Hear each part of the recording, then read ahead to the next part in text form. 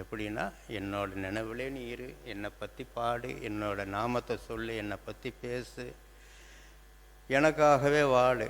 இங்கே வந்து ஒரு பத்தி வைக்கிறியா சந்தோஷம், இங்கே வந்து ஒரு பூ வைக்கிறியா சந்தோஷம், என்னை தேடி நீ வந்துட்டியா சந்தோஷம். இந்த இதுக்கு தான் அவர் சந்தோஷப்படுறார்.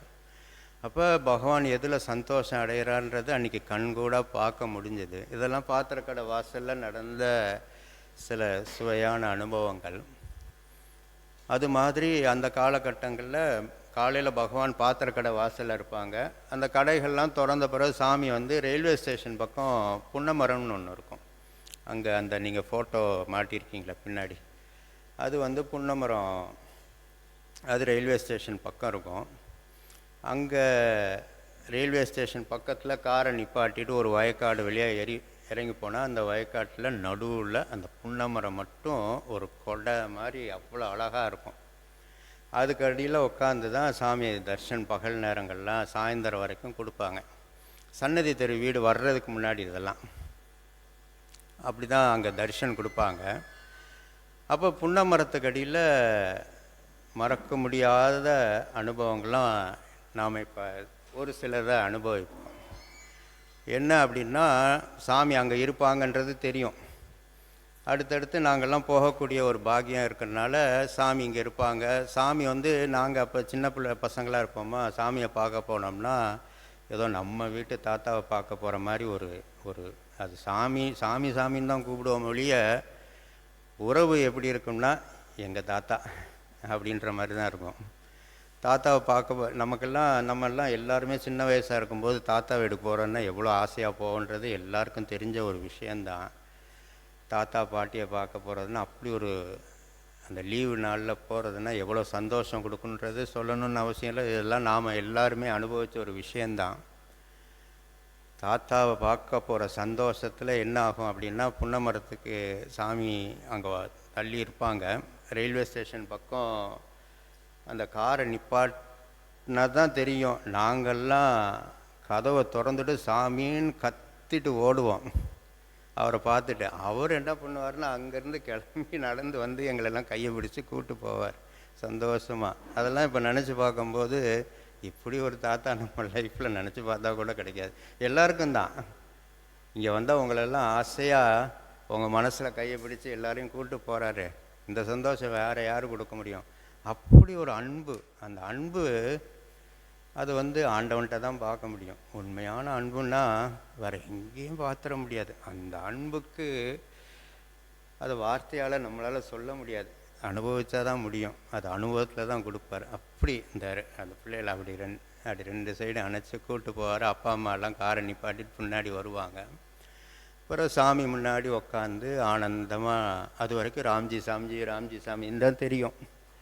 சாமி முன்னாடி ஸ்ரீராமா ஜெய ராமா ஜெய ஜெய ராமா, ஸ்ரீராமா ஜெய ராமா ஜெய ஜெய ராமா, ஜெய ஜெய ராமா ஜெய ஜெய ராமா, ஜெய ஜெய ராமா ஜெய ஜெய ராமா. அந்த குரல் இருக்கே, ஐயோ அதை கேட்கணும். இந்த காது வந்து பகவான் கொடுத்ததுக்கு ஒரு பர்பஸ் இருக்குன்னா அந்த குரலை கேட்கணும். அப்படி ஒரு இனிமை உலகத்தில் நம்மளால் எங்கேயும் கேட்ட முடியாது. அந்த இனிமைக்கு ஒரு ஒரு நிகர் எதுவுமே கிடையாது. அதில் அப்படி ஒரு இனிமை. ஏன்னா அதில் அன்பு 100% இருக்குது. ஸ்ரீராமா ஜெயராமான்னு பாடுவார். பிறகு ஜெய ஹனுமான் ஜெய ஹனுமான் ஜெய ஹனுமான் ஜெய ஜெய ஹனுமான் அப்படின்னு அது ஒரு அழகாக பாடுவார். சீதாராம் சீதாராம் சீதாராம் சீதாராம் சீதாராம் சீதாராம் சீதாராம் சீதாராம் சீதாராம் சீதாராம் சீதாராம் சீதாராம். அது ஒரு நாம அழகாக பாடுவார். ஓம் நம சிவாய ஓம் நம சிவாய சிவாய நம ஓம் நம சிவாய ஓம் நம சிவாய ஓம் நம சிவாய சிவாய நம ஓம் நம சிவாய. அப்படி சாமி முன்னாடி அவரோட நாம பல வெரைட்டி நாம என்ன அவருக்கு இத்தனை நாம இருக்குன்றத அவர் வாக்கில் சொல்லி திரும்ப கூட பாடக்கூடிய பாக்கியம்லாம் கிடைக்கும். நாமளே ஒரு சிவன் கோயில் போனோன்னே பிள்ளையாரை தரிசனம் பண்ணுவோம். அடுத்தது அம்மன் சன்னதிக்கு போவோம், சிவபெருமானை தரிசனம் பண்ணுவோம், மகாலட்சுமியை தரிசனம் பண்ணுவோம், தட்சிணாமூர்த்தியை பார்ப்போம், பைரவரை பார்ப்போம், நவகிரகங்களையும் சுற்றி வருவோம். அந்த கோயிலில் இருக்கிற அத்தனை பகவானையும் தரிசனம் பண்ணிட்டு வருவோம். அதே மாதிரி பெருமாள் கோயில் போனோன்னா தாயாரை வணங்குவோம், பெருமாளை வணங்குவோம், சக்கரத்தாழ்வாரை வணங்குவோம், ஹனுமாரை வணங்குவோம்.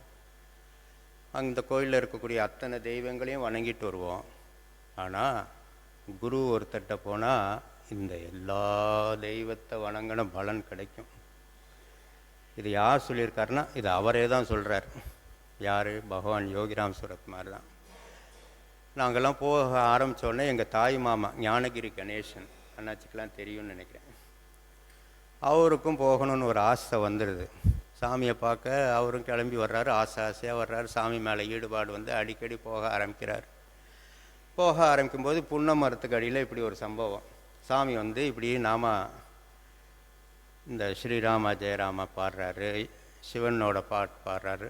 அருணாச்சல சிவ அருணாச்சல சிவ அருணாச்சல சிவ அருண ஜடா, இந்த நாமம் எல்லா நாமம் பாடிட்டு கொஞ்ச நேரம் கழித்து எங்கள் மாமா முன்னாடி உட்காந்துருக்காரு. யோகி ராமா சுரத குமாரா ஜெய குரு ஜெய குரு ஜெய ராயா. யோகி ராமா சுரத குமாரா ஜெய குரு ஜெய குரு ராயா. இப்படி சாமி அவரோட இனிமையான குரலில் அவரோட நாமத்தை பாடுறாரு. எங்கள் மாமா மனசில் என்னடா இவ்வளோ நேரம் கிருஷ்ணன் நாமம் பாடினார், ராமநாமம் பாடினார், சிவநாமம் பாடினார், ஹனுமார் மேலே பாடினார், இப்போ என்னடா இவர் நாமத்தை பாடுறாருன்னு நினச்சிருக்கலாம்ல. அதுக்கு பதிலாக என்னடா இவர் ஹிரண்ய கசிப்பு மாதிரி தன்னோட பேரையே சொல்கிறாரு அப்படின்னு மனசுக்குள்ளே தான் நினைக்கிறாரு. அங்கே எதிர்த்தாப்பில் இருக்க பகவானுக்கு நம்ம மனசில் ஓடுறது என்ன தெரியாதன்னு அவர் நினச்ச மாத்திர, ஆமாம் ஞானகிரி கணேசா, இந்த பிச்சைக்காரன் இரண்ய கசிப்பு மாதிரி தான், அவனோட நாமத்தை சொல்கிறது தான் அவனுக்கு ரொம்ப பிடிக்கும் அப்படின்னா மாமாவுக்கு தர்ம சங்கடமாகிடுச்சு. என்னடா இவர் முன்னாடி இப்படி ஒன்று நினச்சிட்டோமே, இப்படி சொல்லிட்டாரே அப்படின்னு நினைக்க அதுக்கு ஒரு விளக்கம் கொடுக்கணும்ல. இவர் மனசு கஷ்டப்பட ஆரம்பிச்சிட்டு, இப்படி தப்பாக நினச்சிட்டோமே, இவரை போய் அல்பமாக ஹிரண்ய கசிப்பாக நினச்சிட்டோமே அப்படின்னு இவர் மனசு படபடக்குது. ஆனால் பகவான் வந்து பக்தர் மனசை சாந்திப்படுத்துறதுல தான் பகவானோட எண்ணமே இருக்கும். உடனே ஞானகிரி கணேசா, அது அப்படி கிடையாது, குருவோட நாமத்தை சொன்னின்னா எல்லா தெய்வத்தோட நாமத்தை சொல்கிற பலன் கிடைக்கும். அவர் வாக்கு சத்திய வாக்கு. நம்ம சிவன் கோயிலில் போய் அத்தனை தெய்வங்களை பார்த்து ஆசீர்வாதம் வாங்கிறது, பெருமாள் கோயிலில் போய் அத்தனை தெய்வத்தோட ஆசீர்வாதம் வாங்கிட்டு வர்றது, ஒரே தெய்வமான குருநாதர் யோகிராம் சுரத்குமாரோட நாமமான யோகிராம் சுரத்குமார் யோகிராம் சுரத்குமார் யோகிராம் சுரத்குமார் ஜெய குரு ராயா. யோகிராம் சுரத்குமார் யோகிராம் சுரத்குமார் யோகிராம் சுரத்குமார் ஜெய குரு ராயா. யோகிராம் சுரத்குமார் யோகிராம் சுரத்குமார் யோகிராம் சுரத்குமார் ஜெய குரு ராயா. குருட்ட அத்தனை தெய்வங்களும் இருக்குது. குருநாமம் பாடினோம்னா அத்தனை தெய்வத்தோட ஆசீர்வாதம் நமக்கு கிடைக்கும். அப்போ நம்ம எப்பேற்பட்ட பாக்கியசாலியாக நம்ம பகவான் நம்மளை வச்சுருக்கான்றது நம்மளால் உணர முடியுது. இது ஒரு அழகான அனுபவம். பகவானோட நாமம் சொன்னால் எத்தனை தெய்வத்தோட ஆசீர்வாதம் நமக்கு கிடைக்கும்ன்றத பகவான் அதை உணர்த்தினார் அங்கே. அதுக்கு பிறகு எங்கள் மாமா எல்லாம் அந்த நாமத்தை கெட்டியாக பிடிச்சிட்டோம். இது ஒரு அழகான அனுபவம். அதுபோக மகாபாரதத்தில் திரௌபதி அவமானப்படும் போது கோவிந்தான்னு கூப்பிட்ட மாத்திரத்திலே பகவான் வந்து அவரோட மானத்தை எப்படி காப்பாற்றினார்ன்றது நமக்கு எல்லாருக்கும் தெரிஞ்ச ஒரு விஷயம்.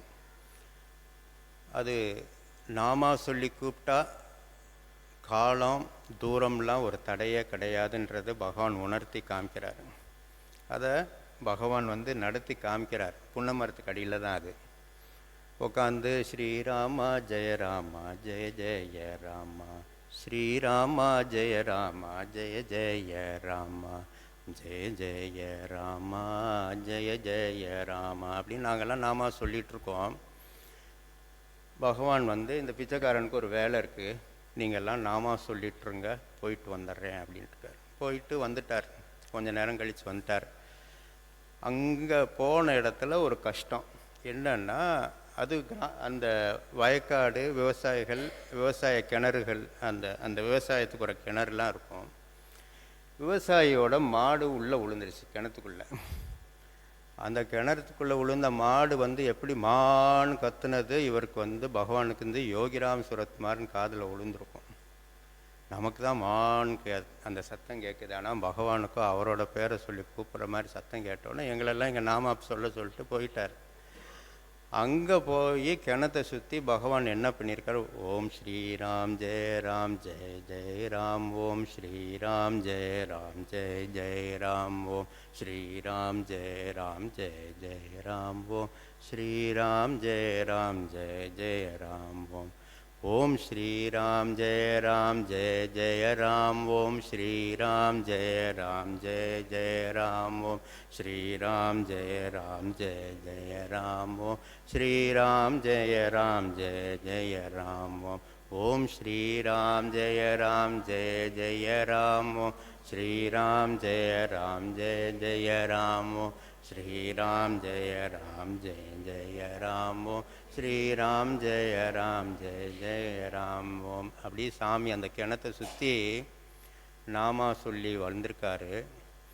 எந்த ஒரு மாடு ஹெல்ப்லெஸ்ஸாக அந்த கிணத்துக்குள்ளே போய் விழுந்துச்சோ, இந்த நாம பலத்தை பிடிச்சி அந்த மாடு தானாக மேலே வந்துருச்சு. இது நம்மளே பார்க்குறோமே, எவ்வளோ பெரிய ஆழமான ஒரு கஷ்டன்ற கிணறுல நாமெல்லாம் எத்தனையோ தடவை போய் விழுறோம்.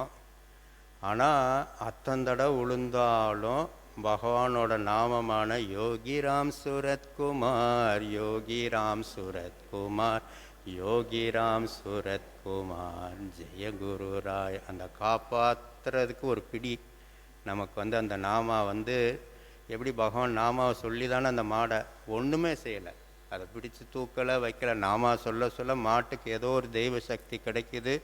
தானாக ஹெல்ப்லெஸ்ஸாக இருந்த மாடு தானாக அதில் மேலே வந்துடுதுன்னா நாமத்தோட சக்தி எவ்வளவு, அந்த நாமத்தை கொடுத்த பகவான் எப்பேற்பட்டவர்ன்றது நமக்கெல்லாம் புரியுது இல்லையா.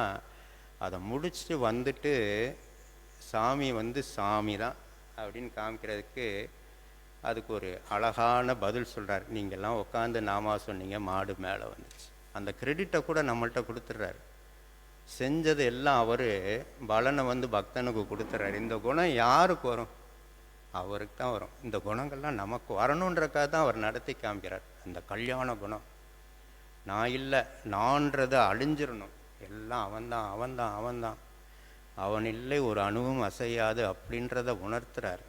எல்லாம் தான் செஞ்சுட்டு என் பக்தன் நீ நாமா சொன்ன நடந்துருச்சு அப்படின்னு.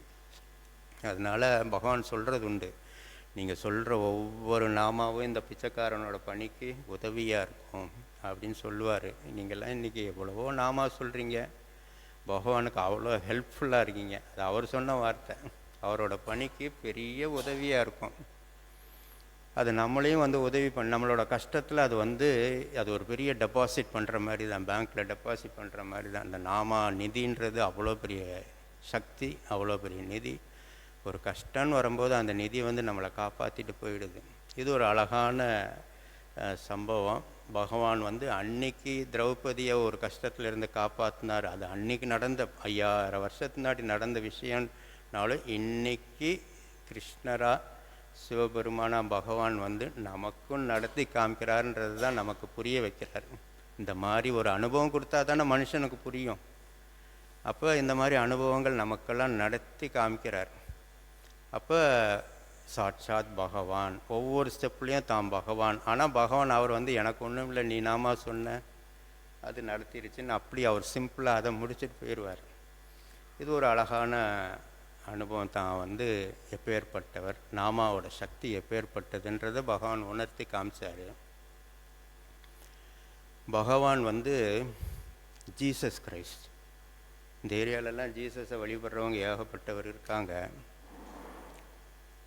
அவங்களுக்கும் எல்லாம் ஜீசஸ் கிரைஸ்ட் யாருன்னா பகவான் தான். ஏன்னா எப்பயுமே ஃபாதர் தானே இவர் சொல்கிறாரு. ஒரு முறை இதெல்லாம் 1976 அந்த மாதிரி நடந்திருக்கும். நாங்கள்லாம் சென்னைக்கு போயிருந்தோம். சென்னையிலேருந்து திருவண்ணாமலை பக்கம் தானே. அங்கேருந்து அப்பா, அம்மா, எங்கள் சித்தி உமா சித்தி அவங்க 3 பேரும் கிளம்பிட்டாங்க. நாங்கள் வந்து அப்போ கிரிக்கெட் மேட்ச் நடக்குது, நாங்கள் பார்க்க போகிறோன்ட்டு எங்கள் சிந்தனை அதில் போய் எங்கள் சித்தப்பாவோட கிரிக்கெட் மேட்ச்சுக்கு போயிட்டோம். நாங்கள் எல்லாம் போகலை. எங்கள் சித்தப்பா எங்களை எல்லாரையும் கிரிக்கெட் மேட்ச்சுக்கு கூப்பிட்டு போயிட்டார்.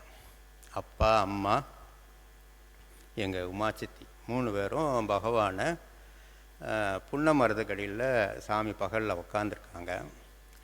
அப்படி இருக்கிற பட்சத்தில் அங்கே வந்து இன்னொரு உயர்ந்த பக்தர், அண்ணாச்சிக்கெல்லாம் தெரிஞ்சிருக்கோம், முருகேசன் ஆச்சி, தூத்துக்குடி. முருகேசன் ஆச்சை கொண்டாடின மாதிரி பகவான் யாரையும் கொண்டாடி இருக்க முடியாது. மைக்கிங் அவரோட ராஜான்பார். முருகேசன் ஆச்சை அப்பேற்பட்ட ஒரு பக்தர்.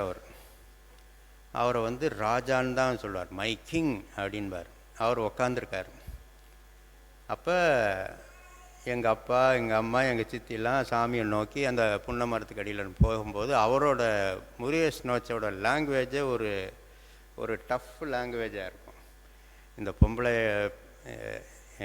அதோட வார்த்தை, இந்த பொட்டச்சிகள் வந்துட்டாக, இனிமேல் இந்த பிச்சைக்கார பயலுக்கு இப்படி தான், இந்த வார்த்தை தான், இந்த பிச்சைக்கார பயலுக்கு நம்மளெல்லாம் கண்ணுக்கெல்லாம் தெரியாது அப்படின்னு தான் சொல்லியிருக்கார். அவரோட பக்தி அப்படி ஒரு ஒரு ஸ்ட்ரேஞ்ச் பக்தி. சாமி அதை அப்படி தான் கொண்டாடுவார். அவர் வாய்க்குள்ளே தான் இப்படி முணுமுத்தார். உடனே பகவானுக்கு உலகம் ஃபுல்லுக்க காது இருக்கும்ல, அவருக்கு கேட்காத விஷயம் இருக்குமா? மனசுக்குள்ளே ஓடின விஷயத்த, எங்கள் மாமா மனசுக்குள்ளே ஓடின விஷயத்த டப்புன்னு அவுத்து விட்டார். இவர் முணுமுணுன்னு அப்படி, இந்த பிச்சைக்கார பயலுக்கு இனிமேல் நம்ம கண்ணுக்கு தெரியாது இந்த பொட்டச்சிக்கை வந்தோன்னே. ஏன்னா எங்கள் அம்மா அவரெல்லாம் சொந்தம்தான். அந்த உரிமையில் அப்படி அந்த வார்த்தைகள்லாம் போடுறாரு, தப்பாக நினைக்க வேண்டாம்.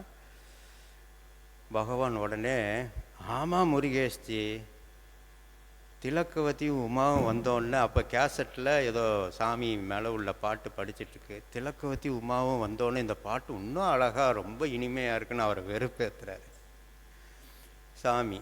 வெறுப்பேற்றினோன்னா, என்னடா இது, இவர் முன்னாடி முணங்கவும் முடியல அப்படின்னு அவருக்கு ஒரு தர்ம சங்கடமான ஒரு நிலை. சாமி முன்னாடி உக்காந்தோன்னா வழக்கம் போல் நாமா, பிறகு சாமி சில விஷயங்கள்லாம் கேட்பாங்க, அதெல்லாம் நடந்துக்கிட்டு இருக்கு. அந்த ஒரு பக்தர் வந்து ஒரு தூக்குச்சட்டி நிறையா சாமிக்கு ஆகாரம் கொண்டு வர்றாரு. எங்கள் அப்பாவுக்கு கத்திரிக்காய்னா ரொம்ப பிடிக்காது. கத்திரிக்காயில் கரண்டி பட்டால் கூட அன்றைக்கி மத்தியானம் சாப்பாடே வேண்டான்றார், அந்த மாதிரி டைப்பு. அன்றைக்கின்னு பார்த்தா அது ஃபுல்லாக கத்திரிக்காய் சாம்பார் போட்டு பிசைஞ்சு அவ்வளோ கொண்டு வந்திருக்கான் அந்த பக்தர். சாமி வந்து எடுக்கிறாரு, தாங்கையால் உருட்டி எடுக்கிறாரு. இங்கே முருகேசனாச்சுலாம் காலையிலேருந்து நாமா பாடி அவ்வளோ பசியில் உட்காந்துருக்காரு. உருட்டி எங்கள் அப்பா கையில் கொடுக்குறாரு.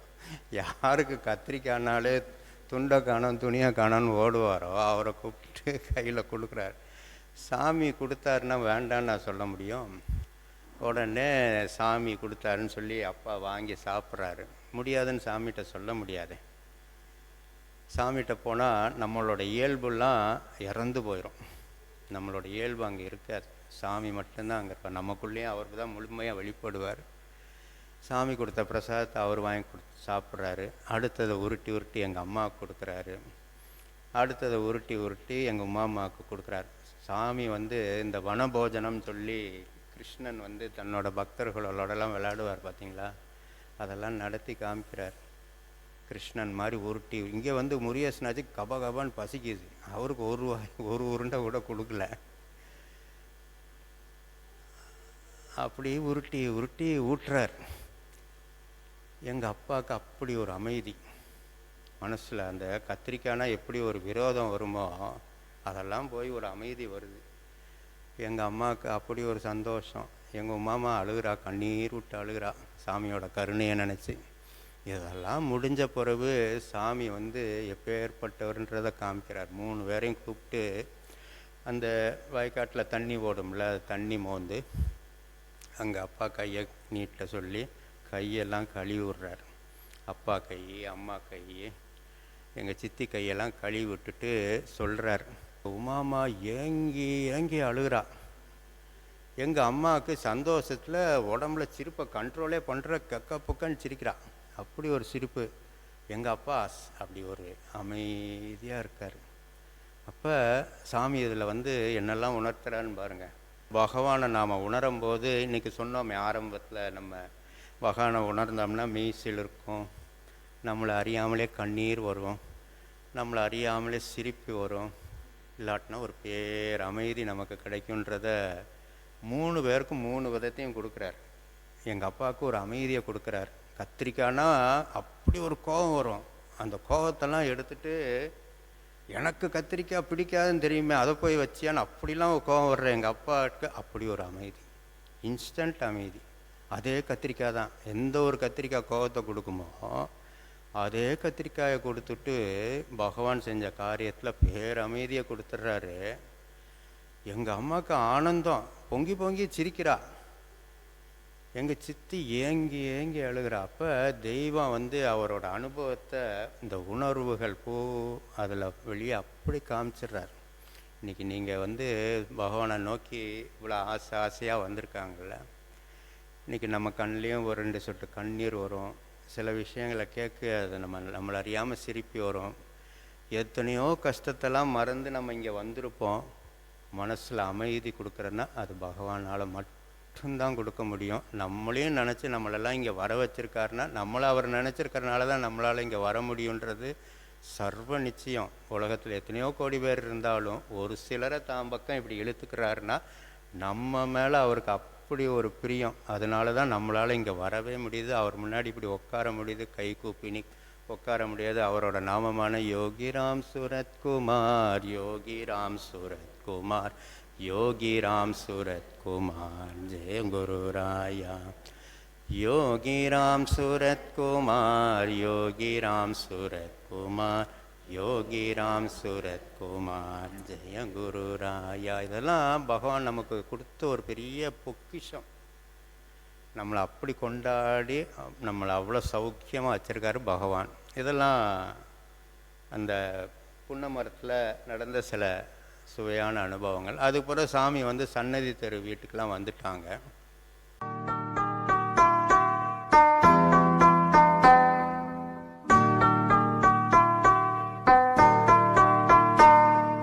योगी राम सूरत कुमार जय गुरु